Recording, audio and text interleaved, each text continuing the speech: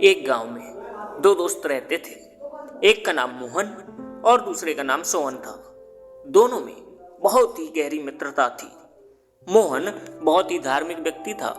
वह हमेशा भगवान की भक्ति में लीन रहता था, जबकि सोहन बहुत ज्यादा मेहनती था। एक बार दोनों ने 1 बीघा जमीन लेकर उसमें फसल उगाने के बारे में सोचा, जिसके बाद वह एक अच्छा सा घर बनाना चाहते थे। इसके बाद दोनों दोस्तों ने खेत खरीद लिया। सोहन दिन रात खेत में मेहनत करता और मोहन मंदिर में बैठकर फसल अच्छी होने के लिए भगवान से प्रार्थना किया करता। इसी तरह समय बीतता गया और कुछ दिन बाद फसल पक गई। फसल पकने के बाद उसकी कटाई करके उसे बाजार में जाकर बेच दिया। इसके बाद इन्हें अच्छा पैसा मिला।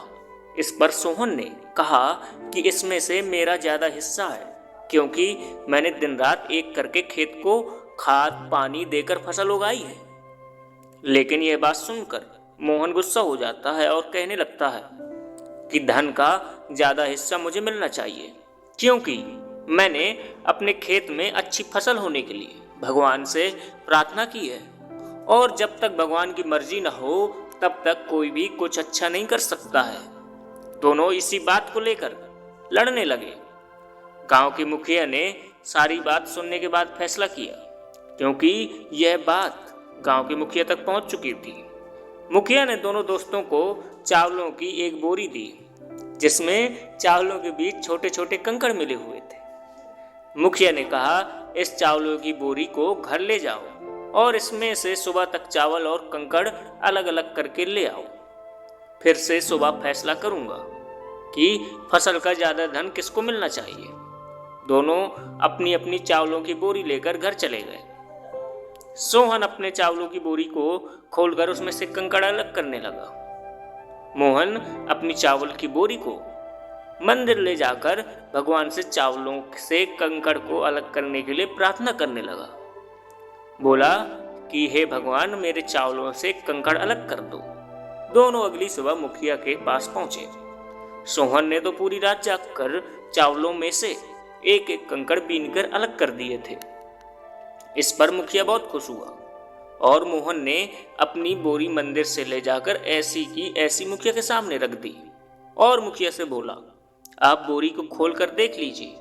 मुझे भगवान पर पूरा विश्वास है कि इस चावल की बोरी से सारे कंकड़ निकल चुके होंगे। लेकिन जब मुखिया ने चावलों की बोरी खुलवाई तो देखा सारे कंकड़ चावलों के बीच ही मौजूद थे।